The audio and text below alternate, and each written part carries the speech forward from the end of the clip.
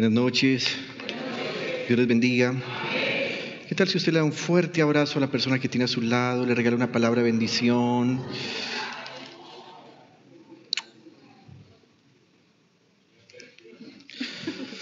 Dígale una palabra de bendición, dígale, estás hermoso o hermosa.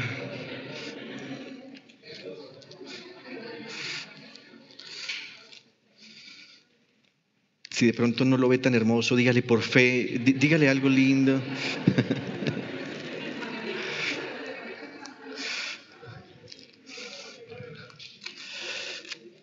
¿Están felices? Quiero invitarles, abran sus Biblias un momentito, Santo Evangelio según San Mateo, capítulo 5, versículos 1 y 2. Santo Evangelio según San Mateo, capítulo 5, versículos 1 y 2. ¿Lo tienen? Leo en el nombre de Jesús. El Señor dice: cuando vio a las multitudes, está hablando de Jesús, cuando vio a las multitudes, subió a la ladera de una montaña y se sentó. Sus discípulos se le acercaron y tomando él la palabra, comenzó a enseñarles diciendo. He resaltado en nuestra presentación estas dos palabras, tres en realidad, comenzó a enseñarles. Y quiero compartir este mensaje que he titulado Jesús y el gobierno de su palabra. Hablar es algo fácil, pero la Biblia indica que el que mucho habla, mucho se equivoca. Se dice inclusive que las personas más sabias son las personas que normalmente guardan más silencio porque normalmente hacen mayores procesos de reflexionar y de pensar antes de hablar. Tal vez usted también recuerda que cuando éramos niños nos enseñaron una norma que parece urbanística, pero que tiene que ver más con la forma de relacionarnos y la forma de convivir. ¿Se acuerdan que nos decía? Antes de hablar hay que pensar. Ahora bien, cuando quiero hablarles a ustedes este tema que he titulado Jesús y el gobierno de su palabra, es porque en este estudio que estamos haciendo del Evangelio según San Mateo, hemos llegado al capítulo 5. Y en el capítulo 5, 6 y 7, el evangelista Mateo nos va a hablar acerca de todos esos puntos importantes en los que Jesús dijo algo que tiene que ver con nuestra enseñanza y que significa que quien cumpla lo que él dijo es verdaderamente un discípulo de él y un seguidor de él. Cuando usted empieza a leer el capítulo 5, 6 y 7, se va a dar cuenta que el Señor Jesús siempre da instrucciones de hacer algo y va a decir por qué se deben hacer o para qué es importante hacerlas. Pero me pareció muy impactante al leer estos textos estas dos palabras que resalté en el versículo 2. Dice, y tomando él la palabra, comenzó a enseñarles diciendo. Y aunque ahí viene una lista de bienaventuranzas, quise detenerme en esto de comenzó a enseñarles. Ahora bien, les decía que cuando estuve leyendo estos dos textos que acabamos de leer al principio, hubo un detalle que llamó profundamente la atención, y sé que viene del Espíritu Santo.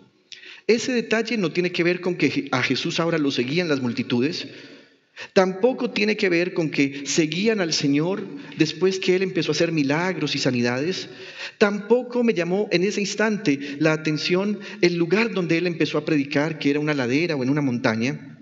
Tampoco, si usted observó, me detuve a pensar que hay una diferencia que hace el evangelista entre las multitudes y unos discípulos que se acercan.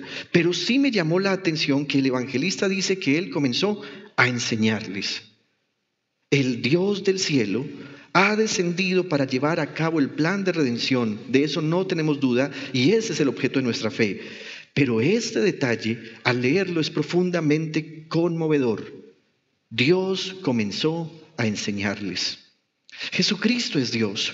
Cuando la Biblia dice que Él se sentó a enseñarles y comenzó a hacerlo, no podemos ver a Jesús como un simple mortal que aunque tiene una naturaleza completamente humana, también tiene una naturaleza completamente divina porque Él es Dios.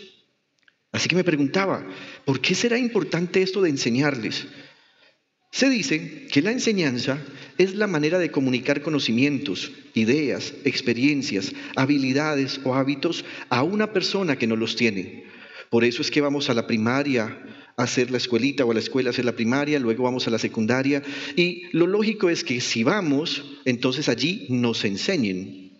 Entonces eso es enseñar, es compartirle a alguien que no sabe todo eso, conocimientos, instrucciones, experiencias. Sin embargo, he notado que para hacer tal cosa, quien enseña sí debe tener los conocimientos que no tiene quien va a recibirlos. Esa es la lógica. Si tienes un maestro o un profesor, tú esperas que él sepa. Si escoges a alguien para que te enseñe algo y esa persona no sabe, entonces los dos están equivocados. Ni él podrá enseñarte, ni tú podrás aprender. Pero meditaba en que hay un ingrediente más, y es que no toda persona que sabe algo es capaz de enseñar. Y esto puede ocurrir porque hay personas que, aunque saben, no tienen paciencia, o no son claros en su forma de hablar, o sencillamente porque no les gusta enseñar. Así que enseñar es hacer ver de forma práctica, mediante una explicación o una indicación, cómo funciona o cómo sucede una cosa. Y recordé también que mientras estaba estudiando en la universidad, me topé en 2 semestres diferentes con 2 tipos de profesor que tenían cualidades que los hacían ser muy distintos. Uno de ellos tenía un doctorado en matemáticas, lo cual lo hacía estar en el mayor nivel de conocimiento. Para toda la universidad, estudiantes, parte administrativa y todo el profesorado, él era una eminencia. Pero conocí a otro que era solo un licenciado en matemáticas y por esto parecía que estaba en menor nivel que el doctor. Sin embargo, cuando nos cruzamos con ellos dos, académicamente hablando, en 2 semestres diferentes, fue curioso que todos preferíamos el método de enseñanza del licenciado y no del doctor. Las clases con el doctor eran tensionantes, hacía dormir y eran muy difíciles de entender. Él creía que todos sabíamos y no entendía que nosotros habíamos ido a aprender. Sin embargo, el licenciado era agradable, amable, comprensible. Cuando sus palabras se expresaban, todos las entendíamos. Eso causó una rivalidad, por lo menos de parte del doctor hacia él. E inclusive una vez se atrevió a decir, ¿y por qué lo prefieren a él si yo sé más? Ahí el asunto no era que él supiera más. El asunto es que no tenía la capacidad para enseñar, para darse a entender. Al doctor, la mayoría de gente le reprobaba. Al licenciado, la mayoría de gente le aprobaba. ¿Qué ocurría? Pues que aunque uno tenía mayores conocimientos que el otro, carecía de carisma y de gracia para enseñar. Ahora bien, si volvemos al texto de Mateo, podríamos decir que el Señor Jesús le enseñaba a la gente porque tenía el conocimiento, pero también porque tenía la disposición para enseñar. Y al entender este texto, me llama otro detalle la atención. Mire el versículo 1. Cuando vio a las multitudes, subió a la ladera de una montaña y se sentó. Es como si dijera, bien muchachos, vamos a reposar acá. Y aunque la mayoría de comentaristas bíblicos dicen que lo que él está haciendo es transmitir una posición en la que se convertía en el gran rabino de todos los que lo estaban escuchando, la verdad es que esa posición corporal no tenía como fin mostrar que él supiera mucho, sino más bien hacerles sentir a quienes lo iban a escuchar que él estaba dispuesto a enseñarles con tranquilidad, sin afán, sin presión, pero además con una certificación. Él sabía muy bien aquello que les iba a decir. Y el versículo 2, repito, y tomando él la palabra, comenzó a enseñarles diciendo, sin duda alguna, deberíamos entender el Evangelio del Señor Jesús, y aunque esto va a sonar a redundancia, lo hice intencionalmente, como la enseñanza del Dios que desea enseñarnos. Y uno se preguntará, ¿puede el Dios Santo darle explicaciones en amor a un pecador como nosotros somos? Al tratar de pensar en esto, entonces uno se encuentra con las respuestas que la misma palabra de Dios da. El Salmo 32 es un salmo que escribió el rey David cuando experimentó el perdón de Dios después que él había pecado y además que había ocultado su pecado. Entonces el rey David en el Salmo 32 va a explicarnos cómo estaba él. Y vamos a leer rápidamente esto. Versículo 1. Dice, dichoso aquel a quien se le perdonan sus transgresiones, a quien se le borran sus pecados. Permítame, hago aquí un pare. ¿Ha sentido usted que Dios le ha perdonado sus pecados? ¿Cuántos sienten que Dios les ha perdonado sus pecados? Definitivamente es una bendición. Entonces él dice feliz o dichoso. Luego dice, dichoso aquel a quien el Señor no toma en cuenta su maldad y en cuyo espíritu no hay engaño. Mire, una cosa es que Dios nos perdone y otra cosa es que sintamos la paz de haber sido perdonados. Cuando yo era pequeño pequé contra mi padre. Un día él me llamó a cuentas y le dije, por favor, perdóname. Y aunque él me perdonó y no me reprendió, durante varias semanas yo no era capaz de mirarlo a los ojos. Todavía tenía el peso de mi pecado, aunque él me hubiese perdonado. Así le pasa también a todo ser humano. Versículo 3. Y atención a esto. Mientras guardé silencio, mis huesos se fueron consumiendo por mi gemir de todo el día. Mi fuerza se fue debilitando como al calor del verano, porque día y noche tu mano pesaba sobre mí. ¿Qué es lo que está diciendo el salmista? No le conté a nadie mi pecado. Lo mantuve en secreto, solo para mí. Pero Dios sabía que yo había pecado contra él y aunque no era capaz de confesárselo, empecé a sentir que inclusive mi fuerza física se fue desvaneciendo. El pecado oculto me enfermó, dice el rey David. Y miren lo que dice el versículo 5. Pero te confesé mi pecado. Es decir, hubo un pare. Dijo, ya no quiero estar más enfermo por tener oculto este pecado ante el Señor. Así que confesé mi pecado y no te oculté mi maldad. Me dije, voy a confesar mis transgresiones al Señor. Y tú perdonaste mi maldad y mi pecado. La palabra Selah que hemos leído en estos dos textos significa deténganse a pensar. Así que cada vez que usted encuentre la palabra Selah en la Biblia, usted en vez de seguir leyendo el otro versículo, lo que puede hacer es detenerse, meditar y darse cuenta que es nuestra propia verdad. Es como suspirar para reflexionar en lo que el texto nos está diciendo.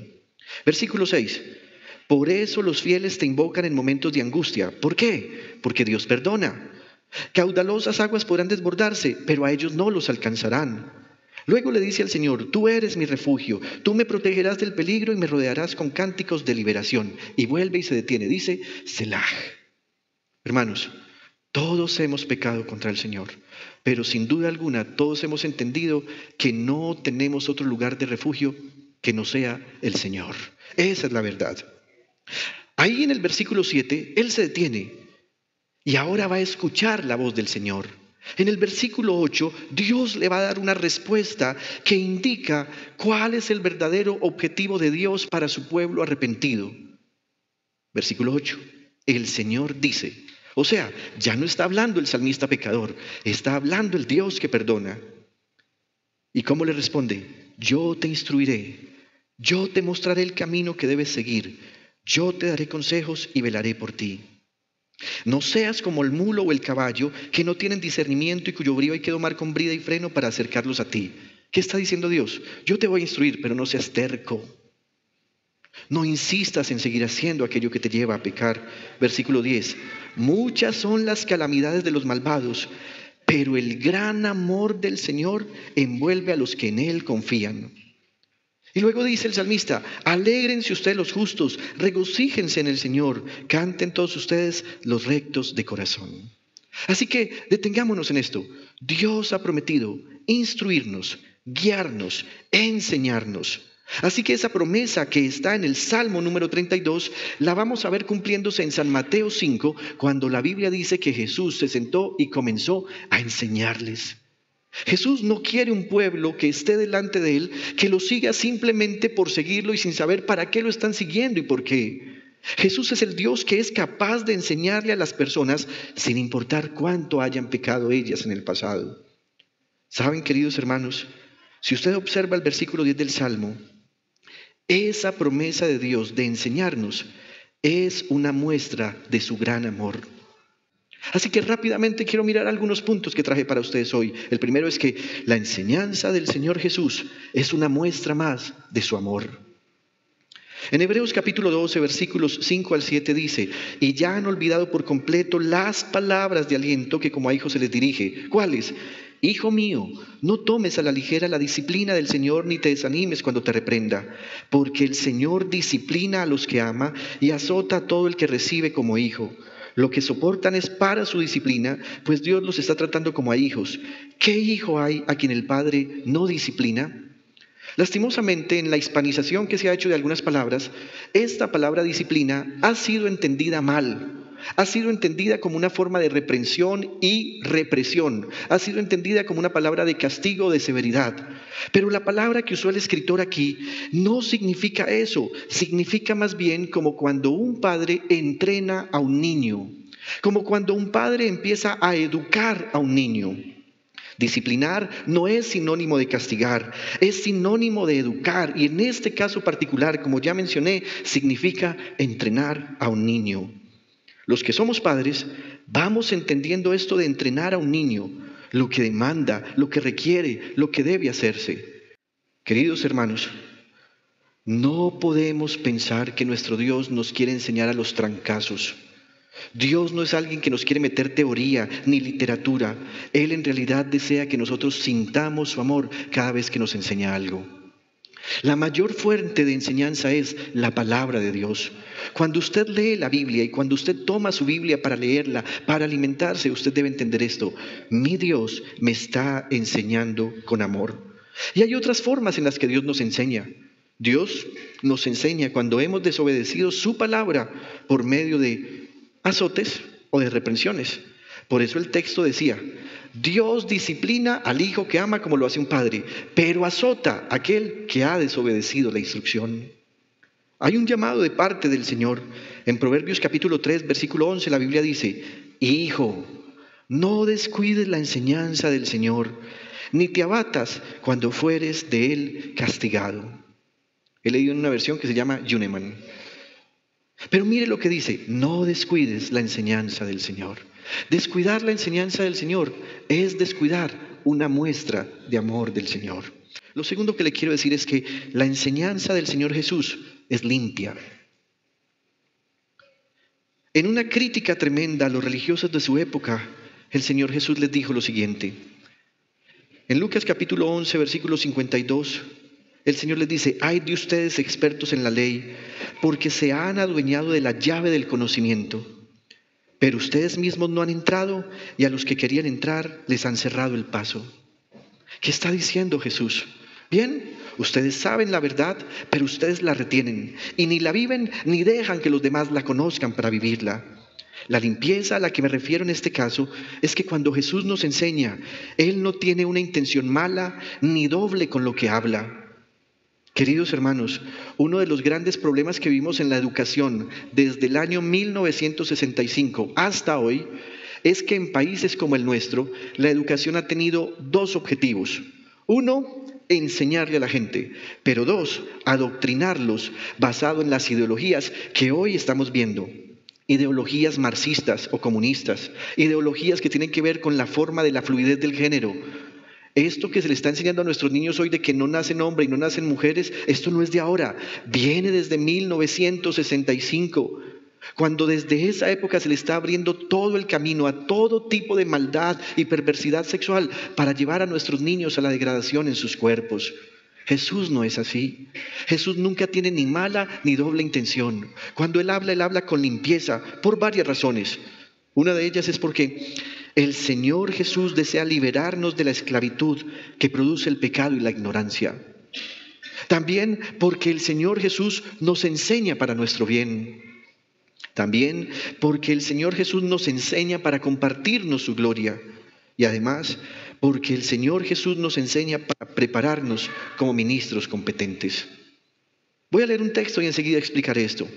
En el segundo libro de Corintios, capítulo 3, versículos 5 y 6, Pablo escribe, no es que nos consideremos competentes en nosotros mismos, nuestra capacidad viene de Dios.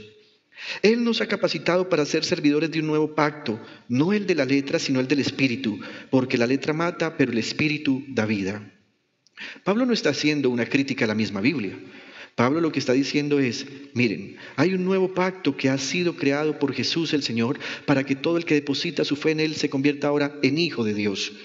Pero para poder lograr que alguien acepte el mensaje del Evangelio, necesitamos ser servidores con conocimiento para ayudarle a las personas. ¿Qué hace Jesús? Jesús nos enseña para que les enseñemos a otros. Y esta es una responsabilidad que tenemos como iglesia. En Mateo capítulo 28, versículos 19 y 20, Él dijo, Por tanto, vayan y hagan discípulos de todas las naciones, bautizándolos en el nombre del Padre y del Hijo y del Espíritu Santo, enseñándoles a obedecer todo lo que les he mandado a ustedes, y les aseguro que estaré con ustedes siempre hasta el fin del mundo. Queridos hermanos, el Señor Jesús puede hacernos obedecer sin que comprendamos, pero Él no quiere eso. Él nos enseña para entender y para que al entender enseñemos a otros. Ahora piensen esto. ¿Podrá el Señor Jesús demandarnos enseñar a otros lo que nosotros no hemos aprendido? No. Jesús nunca nos demandará algo que Él no nos haya dado o enseñado. Ser enseñado por el Señor Jesús es una enorme y poderosa bendición. ¿Y por qué quise detenerme en estos dos textos de Mateo 5? Porque cuando Jesús va a comenzar su ministerio dice, comenzó a enseñarles.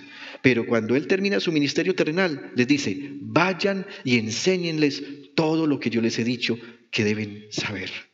Así que en ese ministerio del Señor, usted y yo somos responsables de lo que Él ha dicho y del llamado que Él nos ha hecho. Y aquí quisiera terminar dándole algunas ideas. En primer lugar, empiece usted a ser responsable de recibir la enseñanza del Señor Jesús. Yo he visto con mucha tristeza que el cristianismo hoy está envuelto en todo tipo de asuntos que no tienen nada que ver con Jesús. Política, dinero, asuntos que además son escandalosos y que nos avergüenzan.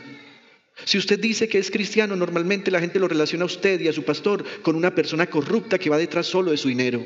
Eso es lo que la gente cree.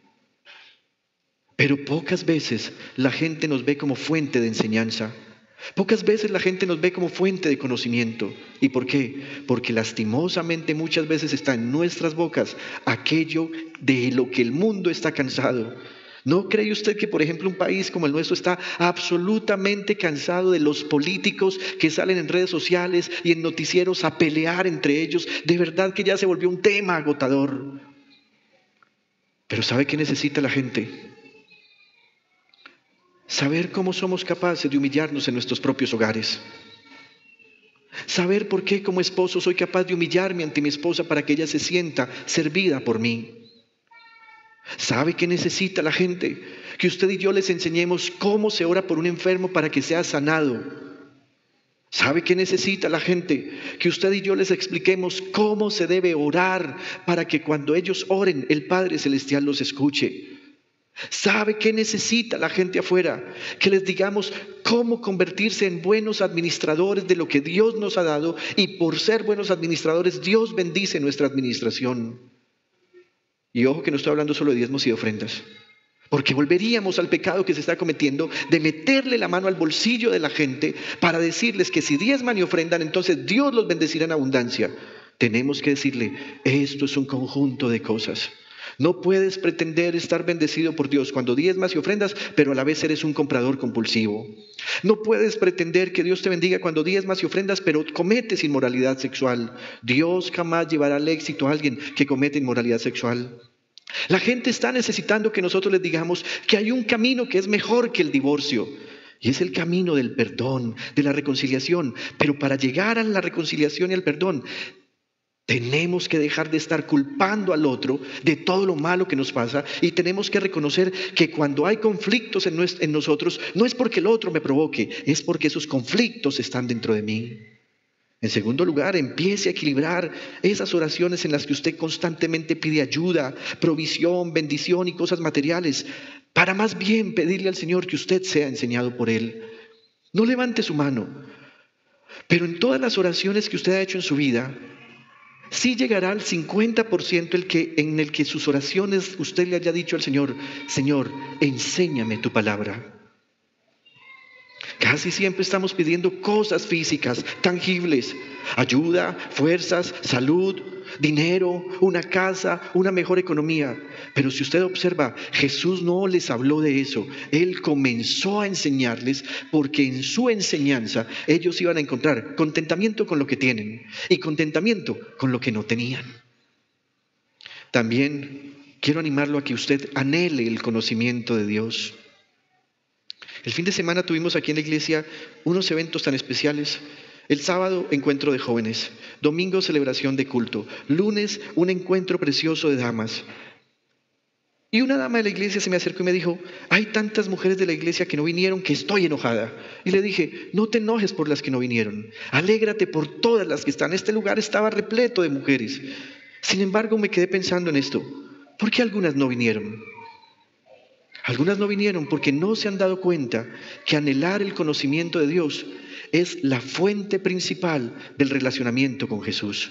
En Proverbios capítulo 2, versículos 1 al 5 dice, Hijo mío, si haces tuyas mis palabras y atesoras mis mandamientos, si tu oído inclinas hacia la sabiduría y de corazón te entregas a la inteligencia, si llamas a la inteligencia y pides discernimiento, si la buscas como la plata, como a un tesoro escondido, entonces comprenderás el temor del Señor y hallarás el conocimiento de Dios. ¿Se ha dado cuenta que la gente cuando se le habla de negocios están ahí? Hey, mira, me va a resultar un negocito, estoy necesitando un socio capitalista, tenés que meter... Vea, la gente está ahí. ¿Sabe qué dice el proverbio y el proverbista? Así como usted busca la plata, así como usted busca los tesoros, busque el conocimiento de Dios. Que sea mucho mayor su deseo por el conocimiento de Dios que por el dinero. También le animo a que usted aprenda bien para que enseñe bien. En Proverbios 10:14 dice, el que es sabio atesora el conocimiento, pero la boca del necio es un peligro inminente. ¿Por qué tenemos gente tan maleducada en nuestra sociedad? Porque quien les enseñó mal. No use la palabra de Dios solo para momentos tensos. Atesore el conocimiento y no sea un oidor olvidadizo. En Proverbios 15:2 dice, la lengua de los sabios hace que el conocimiento sea atractivo, pero la boca de un necio escupe tonterías. ¿Se ha dado cuenta por qué tantos niños en las escuelas tienen problemas con las matemáticas? La mayoría no es porque ellos sean bruticos o porque les falte inteligencia. La mayoría de ocasiones es porque su profesor no tiene una lengua sabia para hacer que ese niño ame ese conocimiento. Ahora bien, si sabemos que Jesús tiene sabiduría en su lengua, anhelemos su conocimiento. ¿Y por qué traje este tema hoy con esas 3 palabras? Comenzó a enseñarles.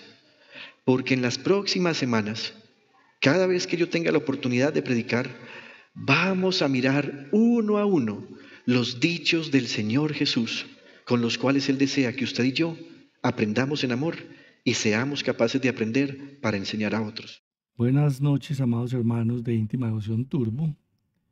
De nuevo, agradeciendo al Pastor Junior por esta fantástica prédica de Jesús y el gobierno de su palabra, en la cual nos enseña que el Señor Jesucristo vino a nosotros para enseñarnos su evangelio y mostrarnos las enseñanzas sobre una vida recta y justa ante los ojos del Señor Jesús.